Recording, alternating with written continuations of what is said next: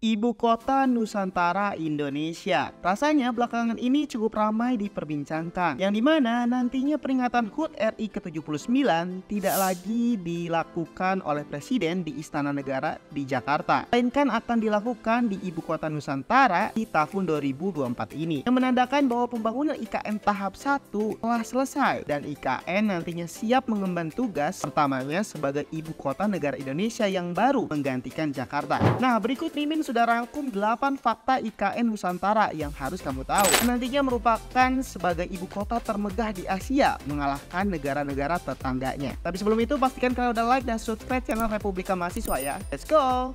Yang pertama, alasan pemindahan ibu kota. Ada di Provinsi Kalimantan Timur, ibu kota Nusantara resmi menggantikan Jakarta sebagai ibu kota negara Indonesia. Nah, dikutip dari halaman indonesiabaik.id, ada 6 alasan utama nih pemindahan ibu kota dari Jakarta ke Nusantara di Kalimantan. 1. Beban jumlah penduduk. Karena sekitar 57% penduduk Indonesia terkonsentrasi di Pulau Jawa dan sudah sangat penuh. 2. Beban kontribusi ekonomi Pulau Jawa terhadap PDB nasional sangat timpang dibandingkan wilayah Indonesia lainnya, sehingga ekonomi kita seraya Jawa sentris sekali. 3.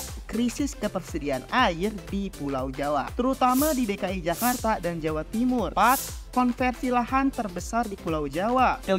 Pertumbuhan urbanisasi yang sangat tinggi dengan konsentrasi penduduk terbesar di Jakarta dan Jabodetabek. 6. Meningkatnya beban Jakarta sehingga terjadi penurunan daya dukung lingkungan dan besarnya kerugian ekonomi. Hal-hal lain juga dipertimbangkan adalah beberapa aspek di Jakarta seperti kerawanan banjir, penurunan tanah dan muka air laut naik, pencemaran air sungai, polusi udara, dan sistem pengelolaan transportasi yang buruk hingga menimbulkan kerugian ekonomi akibat kemacetan. Nah, jadi itu tuh alasan kenapa ibu kota kita harus pindah. Kedua, pendanaan IKN. Secara umum, pendanaan IKN diketahui bersumber dari 3 aspek, yaitu APBN, lalu pemanfaatan dan atau pemindah tanganan barang milik negara atau BMN, dan ketiga dari investasi swasta. Adapun rencana total anggaran IKN adalah sebesar 466 triliun rupiah, dengan rincian APBN sebesar 90,4 triliun rupiah, badan usaha atau swasta sebesar 123,2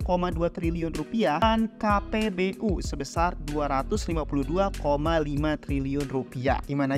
Banyak kan? Ketiga, terdapat 5 tahapan pembangunan IKN. Diketahui tahapan pembangunan IKN dibagi menjadi 5 tahap. Nih, tahap pertama dikerjakan selama kurun waktu 2022 sampai 2024, yaitu sekarang ini. Lalu masuk ke tahap 2 selama kurun 2025 hingga 2029. Tahap 3 selama kurun 2030 hingga 2034, dan tahap 4 selama kurun 2035 hingga 2039, dan tahap kelima 2040 hingga 2045 yang dicanangkan sebagai tahun waktunya Indonesia Emas 2045. Dan seperti yang kita lihat di berbagai media saat ini, pembangunan IKN tahap 1 telah digenjot guna pelaksanaan upacara kemerdekaan Indonesia ke-79. Istana Kepresidenan adalah salah satu bangunan yang masuk dalam pembangunan IKN tahap 1, yang sejauh ini progres pembangunan Istana Kepresidenan sudah mencapai lebih dari 85%. Bangun di atas lahan seluas 100 hektar, luas area bangunan hanya 8%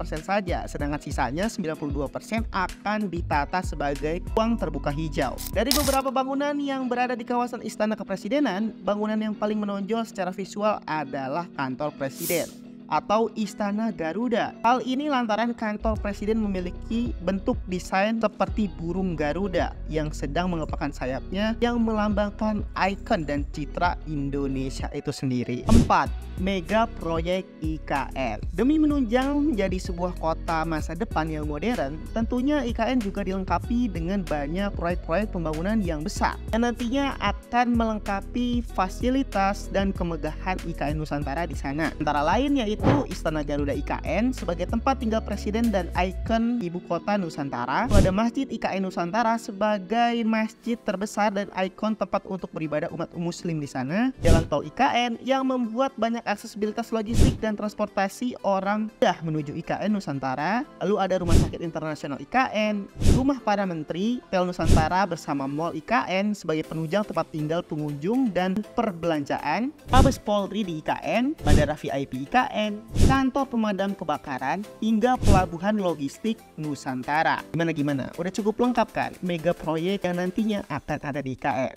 5. Investor IKN. Tentunya dalam membangun sebuah kota modern dengan banyak mega proyek yang sebelumnya disebutkan, IKN membutuhkan dana yang besar dan juga para ahli yang sudah berkecimpung di masing-masing bidang yang dibutuhkan dalam pembangunan IKN tersebut. Setidaknya ada 10 perusahaan dari para konglomerat Indonesia yang bersatu dalam konsorsium investasi Nusantara yang membantu Jokowi membangun IKN. Mulai dari Agung Sedayu Group yang terkenal sebagai ahli konstruksi di Indonesia, lalu ada Salim Group, Sinarmas Group, Pulau Intan Baja Perkasa, Jarum Group, Wings Group, Adaro Group, Rinto Pacific, Mulia Group, hingga Astra Group yang memiliki spesialisasi di bidang transportasi dan kendaraan. Tentunya kalian sudah nggak asing dengan nama-nama perusahaan besar tersebut ya, yang sudah sama-sama kita kenal memiliki kemampuan spesialisasi di bidang yang dibutuhkan IKN, mulai dari konstruksi, kebutuhan, konsumsi, keamanan, kesehatan, teknologi, hiburan, hingga transportasi. Pokoknya nanti IKN lengkap banget deh, dan applause untuk para konglomerat yang sudah membantu Presiden Jokowi dengan perusahaan mereka, yang dimana telah mendukung program Indonesia ini. Ya walaupun sih Mimin melihat kebanyakan dari etnis Tionghoa Indonesia ya investornya. Semoga investor yang lainnya nanti akan segera menyusul ya. 6. Pelaksanaan upacara kemerdekaan di IKN. Seperti yang diketahui, upacara kemerdekaan Republik Indonesia pada 17 Agustus 2024 yang ke-79 akan dilaksanakan di IKN, tepatnya di lapangan yang berada di dalam kawasan Istana Kepresidenan IKN. Ketahui lapangan dengan luas 14.250 meter persegi ini dirancang dengan daya tampung sekitar 8.000 orang. Lalu apakah lapangannya sudah siap? Terkait hal tersebut, data terakhir menunjukkan bahwa progres pembangunan lapangan di kawasan Istana Kepresidenan IKN sudah mencapai lebih dari 90%. Bahkan lapangan ini telah tertutup rumputan hijau yang terus dirawat dan mendapat perhatian ekstra. Dan kalau kalian tahu nih ya guys, rumput yang digunakan merupakan rumput dengan spesifikasi khusus jenis Zoysia matrela yang merupakan rumput standar Federation International Football Association atau FIFA. Lapangan upacaranya aja pakai rumput berstandar FIFA ya guys. Keren banget deh kualitasnya. Emang nggak main-main deh. 7.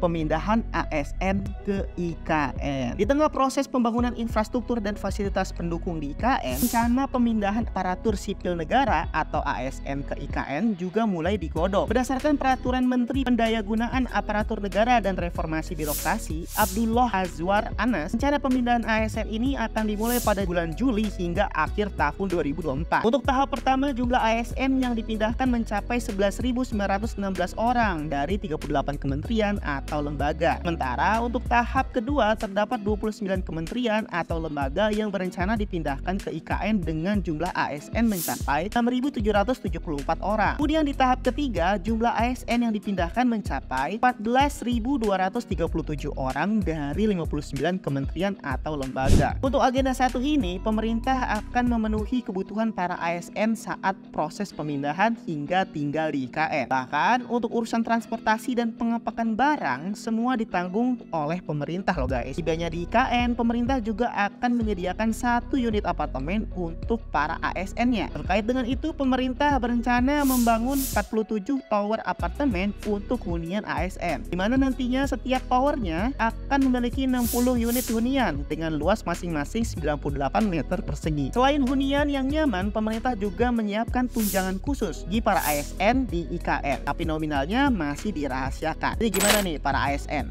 Udah siap pindah ke ibu kota baru Nusantara belum nih? Kalau Mimin sih siap-siap aja ya, tapi sayangnya bukan ASN nih.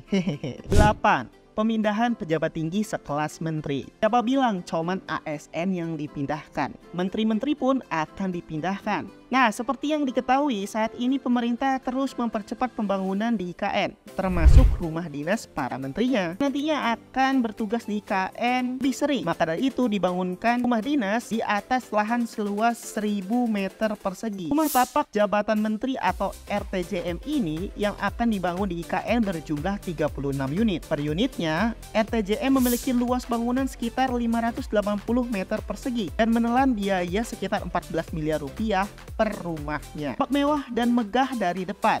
RTJM terdiri dari 2 lantai dan 1 basement. Mengusung konsep open space, RTJM juga dilengkapi dengan prasarana dan sarana, utilitas atau PSU, fasilitas umum, fasilitas sosial, serta sistem smart design building dengan akses 100% terhadap internet nirkabel. Selain itu, teknologi smart home atau rumah pintar juga disematkan menjadi salah satu fitur paling menonjol yang akan ada di rumah para menteri di sana. So, gimana nih tanggapan kalian dengan progres pembangunan IKN saat ini? Fakta-fakta yang udah Mimin kasih tahu. So, tulis di kolom komentar ya.